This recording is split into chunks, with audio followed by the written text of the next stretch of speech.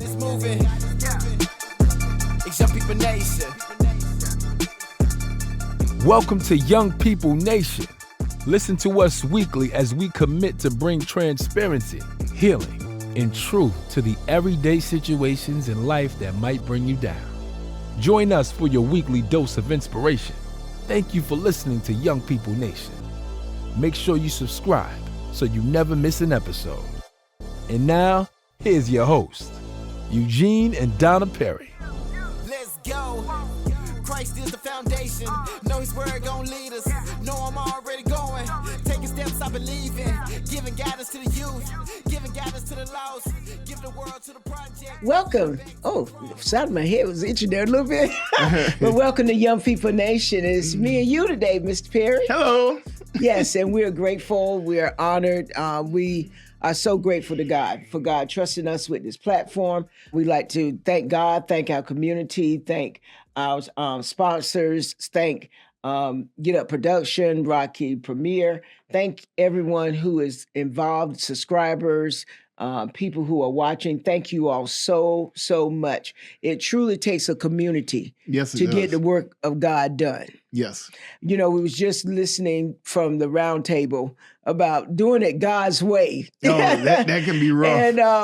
What we have seen in this podcast is to do it God's way has been productive and has helped many. So we're grateful that we were obedient. Correct? Yeah, you capitalized that on we. Okay. Yeah, because he said you and me. He didn't say me. He didn't say you. He said us, the Perrys. Yeah, and not Eugene. So right. So no, we don't. No. Yeah. We want to do it the way God tell us to do it. So you and I were talking recently. Married for 41 years, but we was talking about the mental health in marriage. And the mental pressures in marriage. Ooh, your face is telling a story over there. Well, it can be very demanding. You know, you have to literally abandon who you were to a certain point, so everything will fit in. Because when you out there like that, you're a lone wolf. You're used to doing things by yourself. Go to the refrigerator when you want to go and eat what you want to eat. Yeah. And not consider the feelings of someone you love. Keyword, someone you love. Yes. So let me ask you something. Does you said something very powerful. You're abandoning who you were. Yes. For the us. Yes. Okay. So in the communication, do you ever stop learning? Is it a continual learning? Because male versus female perspective, do you ever stop learning and studying and changing? Well, to be quite honest with you, from a male point of view, the male actually stops learning at a certain point and comfortable with it, but the female keep evolving. And therefore, the male must grudgingly keep evolving. You doing this grudgingly? Well, not really, but it is a different atmosphere with learning the things that you lack and curbing the things that I took for granted. Okay. Now, believe it or not, you have evolved. You have evolved. You mean I've evolved from holy drawers and holy t-shirts and laying my socks on the floor? God. But even in your careers, like, from the military, then state retirement, life. And so you've changed down through the years. And, have I? Oh, yes. And so you see, sometimes we're the last to see us. Well. And so what I've had to learn to do, because like we were talking in the car before getting here, I was like, you're my best friend. You said, I'm your best friend. But in order to remain in that relationship, I had to get some wisdom, first pray, then talk to other wives, like when you retired from the military. I had to get some wisdom because that's different for you. 25 years of getting up at 4 o'clock screaming, all this stuff with boots and all that, and all that stops. But that was order. It was a chaos and order all in one, and it was great. But and you loved it. well, I don't say loved it, but it was so part of my life it seemed normal. And you are a person of order. So when order came, chaos stopped, all the fun stopped. and all the running around and doing stuff and leaving this here and everything because you demand order, it was kind of difficult to adjust. But you know what? You was a person of order too. Like there are things that you liked when it came to the family. So, like for instance, there were things you'd be like, "Hey, I really like this to be this way because it works better." But what I loved about you was about the us. You say, I really like how that works. And so when you would have to go away, I would remain in that setting that was set up because it was from your viewpoint as the leader in the home that, hey, this would work better for us. Us meaning you, me, and each daughter as they came along. And so what I'm hearing is that both of us had a way of order. Like I do love a clean home. I don't like clutter. And so, however, you financially was huge about that level of order. Well, when you get used to being brought up without, it's easy to adjust to gain. And you take this plant right here. It started out from a seed, and you see the progress, and you see the people, the other combination of plants that come along with it. Say brothers, sisters, family, all together, bunched up in one spot, and they have organized growth. They start out as seedlings, and now they have grown to a point where they are a community. Okay. And so it's order in the community, but with them being close together, it's a little bit of chaos too, a balance. So one thing I learned from the huddle in my branch yesterday, conflict is always going to happen. Oh yeah, but there is a form of resolution, and so I loved how Tiffany Hodge brought that into the team. You're gonna always have conflict because you got two people that look at life differently. So I want to ask you this, because I believe this is important as well, is that, me versus us.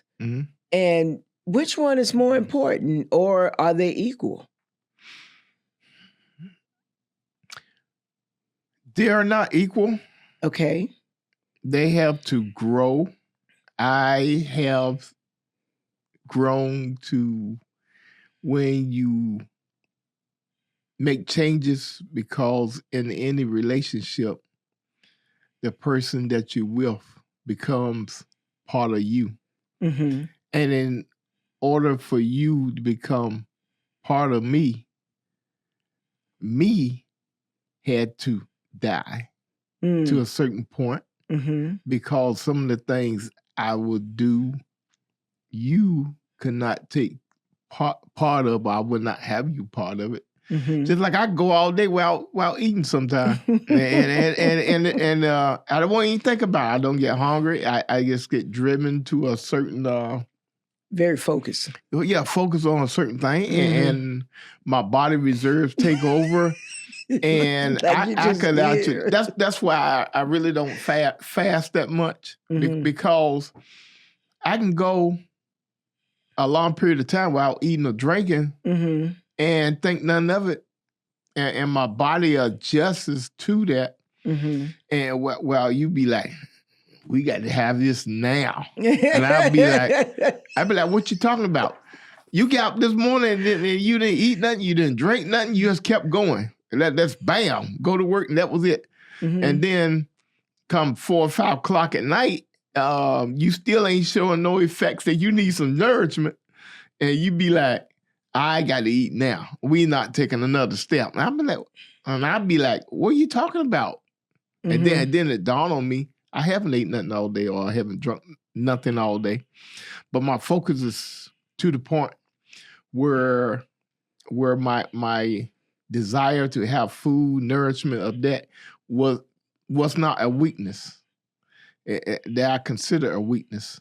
Mm-hmm. And I could go and to the point where nourishment was not like that. It wasn't part of me. It was a part of me, and it didn't slow me down because I was focused on whatever objective to go forth. And so therefore, that's where you and me are two different people. Mm-hmm. So what I'm hearing is that you have had to learn to take me into consideration, just like I've had to learn to take you into consideration. Whereas for me, fasting is necessary for me. However, I'm not you where I'm going to go all day without eating. I'm not wired like that. However, that is how you are wired. But however, it's just like this morning when I was praying and what I heard in my spirit, like, tell him to eat a crescent roll because he's taking a lot of vitamins, but he's not putting nothing on his stomach. And so that is to me where it's a balance with us and we take each other into consideration. And so therefore, I don't try to get you to be me and you don't try to get me to be you. And so we accept each other in the space where we are. Well, when you allow your individual ambitions to a certain part, the selfishness and the oneness of being existing without someone you love die, and you become the person that you love. And therefore you can walk as one. I told my team recently, I said, I know me and I'm aware of me. And I told my husband, I know you love me very much. Yes. So, it's just knowing who you are and being self-aware of who you are. And so we've had to keep studying each other because I'm not the same Donna, thank God, in chapter 1. Or 10, or 15, or 20, or 25. I hope that as God is gracing me to live, that I'm intentionally living, and also building wonderful memories with you. Say that again, girl. But we've had to be very selfless in our relationship. Yeah, in a relationship, you have to bend your will for the desires of the one you love. Mm-hmm. It's a constant adjustment. You study taking the screwdriver and tighten up the screws and a wrench to tighten the bolts up, because every time there's an opening or a leak for the devil to get in to ruin your flow. Mm-hmm. You can't allow it in. You had to think, what would my wife like? Mm-hmm. What would my wife do in this situation? And therefore, to keep chaos out. Mm-hmm. Cause I can just go and do this or do that. Mm-hmm. But I have to consider, before I make a major move, I always call you and let you know. Yes, you did. I appreciate that so much. Yes. Because that's why we have only one checkbook. Mm-hmm. Because if we had two checkbooks, I have every gadget in the city. Yes, sitting in my garage. Yes, and have no practical use for it, because you will say, Eugene, do you really need that? And I look at it. Well, it was a good idea when I saw it. But I do not need a cement mixer. So it was on. What's the thing I always say? It was on sale. Yes. And you say, and those words, those loving words, you would tell me, take it back. Well, because it would become like, I would come home and I would see stuff. I'm like, so what was the purpose of that? Because it becomes clutter. Well, the escape clause, because it's always an escape clause. Okay. It's been there for months. Yeah, I noticed you had a bigger thing that picks up the nails Now, Donald, we know we needed that. but you know what? I know that you love gadgets. I know that. And so I've been like, okay, because one thing I saw in the storm, your gadgets came in handy. Yeah, but the other thing is this here. Every man needs one of those little wheel magnets. You got to go out there and check your driveway out and where you put the car at, because we live downhill in the community, and everything. Every time it rains, everything comes down to where we at, and so as the water flow past your neighborhood, it's rocks, glass, all that stuff that's there to punch your tires seems to settle near my mailbox. So I needed that, and I'm starting doing this once a month. Go out there and take up with my magnet wheel, take up all I saw all the it. nails. I said, where did you get that? I'm serious. But I want to ask you this as well, because we got to wrap up shortly. Okay. Remaining connected emotionally, even when it's draining, when it can be drained. You're not. I watched you from when we first got married to now. Now I saw you, your emotions when our first child was born. You really just like, oh. And so down through the years, I watched you with our second daughter as well. You're not a super emotional person, but you have become more emotional. Well, I have a house full of women, so emotions eventually seep into my persona. Growing up without no sisters that I knew of, and so I had a dilemma because I do nothing about females, period, other than my mom, and that was very limited. So with that, I'll never forget. They asked this questions on one of our marriage seminars. Oh yeah. What size shoes do your wife wear or dress? And I was like, oh my God.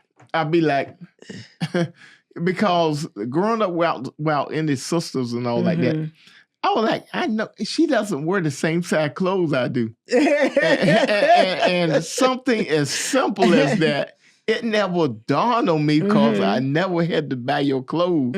I just gave you money to buy the clothes, but never go out and physically buy your clothes. Right. And I said, I know my wife don't wear a 44 extra large. I said, what is it? What is it in women's size or women's shoes? I was like, oh my God. And they actually wear a size 0 or a size 1 or 2. I was like, how do I make this sound well? It sounded, one, not sounding stupid, but I'm being totally honest. I don't have a clue what size clothes you wear. Or shoes. Yes. And the type of jewelry you like. I was like, oh my goodness. All I know it sparkles. That's it. You know. And you're so diverse in the things that you lack. You know, I get up and I eat the same thing every day and I'm good. But you go into the exotic stuff and even your clothes and your jewelry. And I said, now the jewelry is your fault, okay? Well, it's not that I buy you nice things. It's the fact that you are so diverse in the kind of jewelry that you like. You know, because we started out with K Jewelers and moved You're up. the one that graduated me. So what am I supposed to do? Like, no, babe, you know. Yeah, but I didn't know that there was different types. Did you like the little bracelets with 1,000 diamonds on it, or did you like the solid gold? You know, and I was. That's the mental pressure, right? That was the mental pressure because I didn't know what you lacked. Because one time we had a conflict. I want you to have gold and you wanted silver. I said, why the heck you want silver? You want gold? So and we're about to wrap up. Okay. However, if that's what I wanted, though, it should be what I want. That's the key. What you wanted. Yes. Not what I want. There you go. And that was hard. Yes, because you wanted me to have gold, which was to you was more valuable. But for me, I didn't have a silver wedding set. So that's what Which made no sense to me whatsoever. Right. But see, that's what I wanted. And that's so you caused your own self some mental pressure now. Yep. Well, you know, and we're getting ready to wrap up for this first session, but there are mental pressures in marriages because just like over, you may want me to have something and that's not what I want. And so, but sometimes you just need to relax and chill out and just become to know your partner. Like I know you love tools. You just love them. Yeah. And so I don't trip about seeing 5 or 6, 7, 8, 9, 10, 11, 12, 13 screwdrivers. And I'm like, because they're all, to me, they look the same, but to you, they're different. Yeah. And so see there? Right there. But see, the same thing with the car I bought you that time. You didn't. Which car? You remember the first car? I have you to pick out the car that you wanted, and the thing was about it. You wanted something entirely different. But I'm like, wait a minute.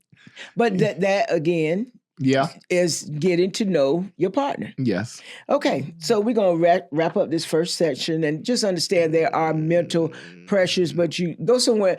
Like for me, go pray and get quiet. And just look at the person and say, okay, that's their thing. That's cool. You understand? It's not doing anything to hurt the family. Well, that's good. That's good. But it's more easier to take the person with you and say, pick what you want. and that pressure is off you.